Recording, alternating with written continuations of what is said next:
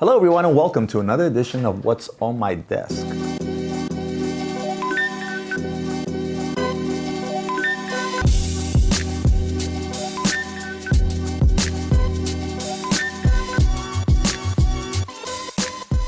Guys, some completely random stuff came across my desk today. These watches could not be any different, but there's certainly plenty to talk about in regards to these particular timepieces.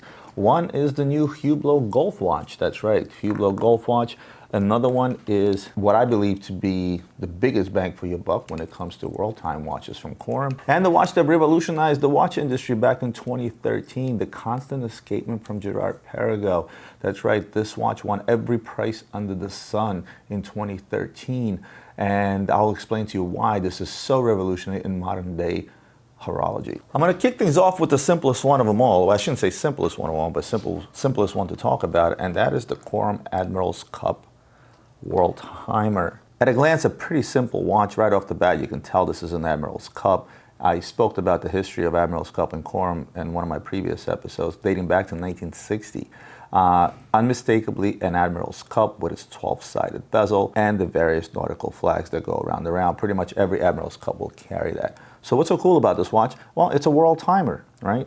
It allows you to see time around the world. We're all familiar with the world time functions. Every other major brand out there does this. Corum did it in a pretty cool way where it becomes very readable. It's in a big sports watch where most world timepieces you'll find in more of a dress case rather than something like this. By simply turning the crown at 2 o'clock, I can quickly go through different time zones that you see visible here in the window at 3 o'clock. Now I'm in London, Singapore, Rio de Janeiro, and so on and so forth. What else is special about this watch? Let's look at the back of it. You sort of see all the cities within the time zones that identify what it is, because you know what? Some of the abbreviations are pretty self-explanatory, but I guarantee nor I or anyone else can tell what town is being talked about in that tiny little window unless you actually look at the explanation here. Yes, TYO is easy to say that's Tokyo, but not everyone will know what SG is, you know what I mean? So this is sort of like a legend that tells you exactly what that tiny little window shows, and right now it's showing Rio de Janeiro. Transparent case at the same time where you can see the automatic movement. The traditional Admirals Cup buckle. Again, sorry it's taped up, but you get the idea here. Rubber strap, sporty watch, waterproof watch, something you can take to the beach, obviously on a boat or a yacht if you have one. And overall, the most amazing thing about this watch is its price tag. Outside of the fact that this is a wonderfully executed timepiece by a company with a lot of history, with a model that's been around for a long, long time and is still successful, still selling, this watch retails for $10,500. What? In its titanium steel case. And I got to tell you, for 10 grand to have a world timepiece on your hand, to me, it's an absolute steal, an absolute bargain. Obviously, you're still going to get this watch at a discount. I can't think of any other world time watch from a major manufacturer with history, and a model, or a line, I should say, with a lot of history, with a gimmick of it being an ultimate sailing brand, or ultimate sailing line, I should say, that you can pick up out there for that kind of money. So to me, that just was absolutely amazing. When I picked this watch up, I didn't know the retail at the top of my head, and I was looking at it, and then I looked at the retail tag and I'm like, what? This is definitely something I want to show and show off. So there you have it, the Admirals Corum Cup World Time Automatic. So what else is here? Let's talk about golf for a second. You guys know I love history, right? Golf supposedly dates back to 1457 in Scotland, but it has also been traced back to the Sung Dynasty, 1279 or something like that. But again, this channel is not a golf channel, so I'm not going to get into the deep roots of history of gold. Instead, I'm going to show you a modern interpretation of a golf watch. I talked about golf watches specifically from Tag Heuer. That episode where I did the history of Tag Heuer, I talked about the one that made for Tiger Woods, which is extremely light and comfortable to wear and was actually designed to play golf and not hinder the play. I talked about smartwatches as well, the ones that work on the Android platform that allow you to track all your stuff. Well, how about a mechanical timepiece? Well, guess what? Hublot obliged. It still boasts their famous Unico movement. And what does this watch do? It actually tracks your game on a course. I'm not a golf player. Once in a blue moon, I'll watch the Masters, but for the most part, golf is not my thing. Obviously, you're not a golfer. So how does this thing work? Fairly simple. Hole, shot, total, right? When you play a game of golf, what do you keep track of? You keep track of your shots, and you record them on a little piece of paper, depending on what hole you are, right? So as you're out there playing golf and you're on hole 1, you take a shot and you record it. You notice that it says 1 and then the total goes to 2 as well, right? Once you're done, let's say hole 1 you did in 3 shots. So now you have hole 1, 3 shots, and the total of 0, 3. So bottom line is this will calculate your final shot count for the entire golf holes throughout 18 holes.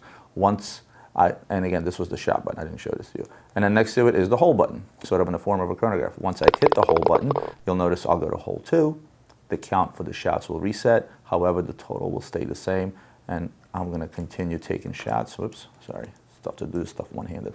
I'm going to continue taking shots. Let's say I'm a terrible player. This hole took 6 shots to make, and it was a par 3. So obviously, I'm terrible at golf. Now I have a total of 7 shots to reset the whole thing.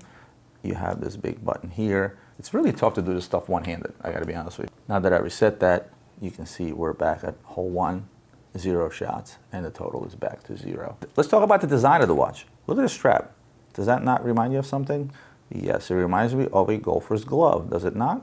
And oddly enough, the feel of the strap, obviously you guys can't feel this on video, but when you touch this top white rubber part, it actually feels like the glove you would wear while playing golf. A rubber strap, easily interchangeable straps, just by depressing this particular button, and the one on the side, voila, you have your watch. Automatic movement. Carbon design case, and I love the color of this carbon. If you turn the watch a certain way, it tends to shine on the one end, sort of like diamond plate you see on trucks and stuff. But for the most part, overall aesthetically, this is a beautifully made watch. I like the fact that everything else on the watch is downplayed, right? Everything is blacked out and all you see is the hole in the shot buttons. You turn it this way, everything is completely blacked out. And again, the attention is on the beautifully done carbon case as well as the dial itself. Skeletonized dial, so you can see the inner workings. So as you press in all these buttons, you can actually see your watch working, which is actually really cool. So overall, big A+ on the watch. The only issue I probably will have with this watch is the fact that I don't think it's going to be very comfortable to swing a golf club wearing a 45mm watch. It is very light. It's made out of titanium and carbon. So if any of you guys out there are golfers and you've ever put on a 45mm Hublot on your wrist and try to play golf on it, let me know, because for me personally, even though it's extremely light, when you put this on your hand, it wears very big. And again, I have a small wrist, so it's obviously I'm not a good example, but nevertheless, you see how big this watch is on the wrist. And one thing I do know about golf, it's all about precision, the precision of your swing, the precision of how your body moves and everything else. And if you have this thing on your wrist, as your wrist is going forward somewhat, I can see that being an issue while playing golf. Other than that, whether you play golf or not, this is a kick-ass looking watch. The retail on the watch is $32,500. They made these in a limited edition of 200. I think the first one they came out with was the one with the blue carbon, and this one followed. It's a hot seller. People want this watch. You can still get out there and pick it up at a discount. A little less than a regular discount you find on Hublots, but nevertheless, gorgeous watch, well done, Hublot, bravo, and makes me want to go out and play a game of golf, even though I don't really know what I'm doing when it comes to golf. Last I mentioned to you guys the Girard-Perregaux Constant Force, right? Let me show you the watch first. I'm not going to get into the details just yet, but have a look at this beautiful timepiece. Right off the bat, you're thinking this is a tourbillon. It is not. One of the things I want you to pay attention to really closely, and I don't know how good I can get in on this. Do you see those 2 levers that seemingly are holding like a rubber band? You see that there? And it's on both sides. I'll tell you about that in just a moment. Let me show you the back of the watch. It's a beautifully decorated but non-traditionally decorated movement. You can sort of see the edges finished on all the bridges and so on and so forth, but it's all blacked out, sort of giving it that industrial look. It's got about 8mm thickness in the movement, so you can actually see things sideways. A bit of a different perspective, more of a 3D perspective. Normally, a lot of these skeletonized watches, you sort of get that flat top view, but here you can actually see stuff from the side. More than the flat view, not exactly a 3D view, but you definitely get a fair share of being able to see this watch from the side and sort of in depth rather than just flat. Pretty much see-through where the constant escapement is. Let's talk about that for a minute. What is a constant force escapement? The reason I asked that question is because this watch retails for $80,000. It's not a tourbillon, it's not a perpetual count, it's nothing seemingly that complicated. Why is this watch so expensive? Let me explain.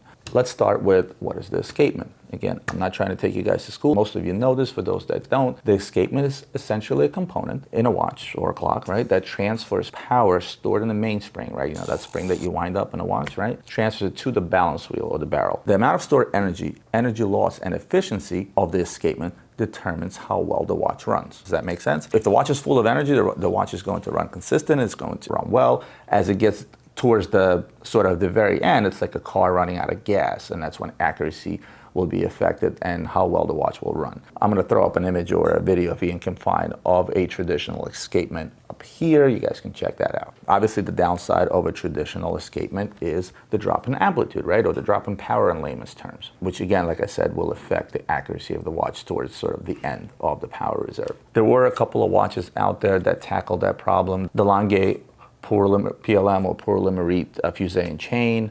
There was Pigeon's Remonnoir de l'Aiguille. I can't pronounce that properly. My Swiss is terrible. Sorry about that. But these watches didn't exactly solve the problem. What they did is they provided more constant force to the mainspring, but didn't solve the problem at 100%. No watch out there prior to this one managed to provide constant power the same from the beginning of the watch to the very end. This watch is actually outfitted with a 6-day power reserve, right? The mainspring is actually, it's like 3 meters long or something inside. This watch will run as constant as it does when the power reserve is all the way at 6 days or when it's down to the very, very last notch until it stops. Literally a beat before the mainspring is fully unwound, this watch will beat precisely and consistently, hence constant escapement, right? So Girard-Perregaux creates an escapement that looks like this. And if you can find an image of it somewhere else separately, you could probably guys get a better look. Note, I showed you in the beginning those little rubber bands, one here and one there, right? Now imagine this. Let me see if I can find a plastic card here. I travel a lot, so I happen to have a collection of keys that I collected over time, and they're made out of plastic, so this is perfect. Now, I'm not going to take credit for this because this inspiration actually came from Nicholas Down. He was down a watchmaker for Rolex. He was at a train station playing with his plastic ticket, and as he was holding it vertically, he was sort of doing this. And what he noticed is that every time he would let go, that the ticket would snap back into place. When you apply pressure, sort of creating a C, then when you apply pressure here, this thing would snap and it would go backwards at a constant rate back to a C on the opposite side. See what I did there? So if you do this and you apply pressure here, it won't be straight. It will sort of go back, and it'll go back to that same exact position, and you'll feel resistance up until the card snaps backwards. It mirrors the C shape it took from the very, very beginning, supplying force. So this is where it came from. I just wanted to visually show you that, right? Where was this? Orlando. It was a trade show I did there. And this is what the silicone blade in a GP constant force does, exactly that. It stretches it to a point where it doesn't go anymore. It snaps it back with a constant force and does it over and over and over again and again. But you can still see that. Again, it's going really fast, but you get the idea. This is nowhere near a traditional escapement wheel. In fact, there are two of them. They each have 3 teeth, and therefore they run at 3 hertz consistently. I mentioned before, this watch was designed to run for a week, and I think the reason they did that is to actually show off the fact that this thing will run consistently for a week straight without deviating whatsoever. Obviously, this was patented. Another patent on here is the actual barrels. Obviously, this technology was patented by Girard-Perregaux. The energy is supplied by twin barrels coupled in parallel. This is also another patent in this watch, by the way. And the cover and ratchet are a single piece. And each barrel also contains 2 springs. In conclusion, this is an incredible, incredible machine. It's a result of an incredible thought by Nicholas Dion. He actually brought the project with him from Rolex. They developed a prototype but never really intended to commercialize it because silicon wasn't as prevalent then as it is now. And that was the breaking point. So when he came to GP, they put forth considerable resources to make it happen. When he departed GP, the project was taken on by Stefan Oz, who eventually crafted the idea of using silicon and ultimately was able to put the movement into the watch as you see here. I mean, obviously the most impressive thing to me about this watch is the technology, but I actually really like the design of the watch. Originally, I think it came out in a 48 millimeter. This is a 43 millimeter. I like the downplay design. This is a PVD version, titanium. They also made a plain titanium one. And everything about this watch is just absolutely striking. And the obvious design concept here was to showcase what you see here. It's reminiscent of an IWC Portuguese line. One of the things I loved about the Portuguese line is there's virtually no bezel. And although this bezel is fairly large-sided, sort of like a blade if you look from this end, but for the most part, you don't really see it. It disappears. The whole idea here is to show off the technology, because that's what this watch is all about. This is not something that added a functionality. This is something that took an ancient technology and improved it by making it more accurate, or improved it by making it the most accurate out there, and once again, mechanically. To me, as a watch guy, this is absolutely mind-blowing. I never get into the nuts and bolts on these things, but this is certainly the one watch to be impressed by in terms of nuts and bolts, because, as I said, how often do you hear of innovation within horology? It's usually something that's been done for many, many years. It's either an improvement, an additional functionality. Hublot did the key of time, right? That was a pretty interesting functionality added to a watch where you can speed up or slow down time depending on what you're doing, right? I'll ask Ian to link the episode up there. But again, it was an innovation, but it was an innovation that added something that didn't exist before. This is an innovation that took something that's been done for hundreds of years, completely revolutionized it, made it better, and made it, pun intended, constant. So guys, I hope you enjoyed today's episode. I did give you somewhat of a lame explanation of how the escapement works in the Girard-Perregaux. Certainly look that up. There are more in-depth explanations. Just go to GP's website. They'll tell you all about it. And it's certainly a read and something to be appreciated. I hope you understand why, for one, this watch retails at $80,000 and just how big of a deal this watch was. Also, I hope you guys were just as impressed with the fact that you can pick up a world time watch that retails for $10,000. And for all you golfers out there, I hope you appreciated this Hublot Golf Unico. Other than that, guys, as always, like, share, subscribe, comment, ask me questions, and I'll see you guys next week for more watch reviews and other videos.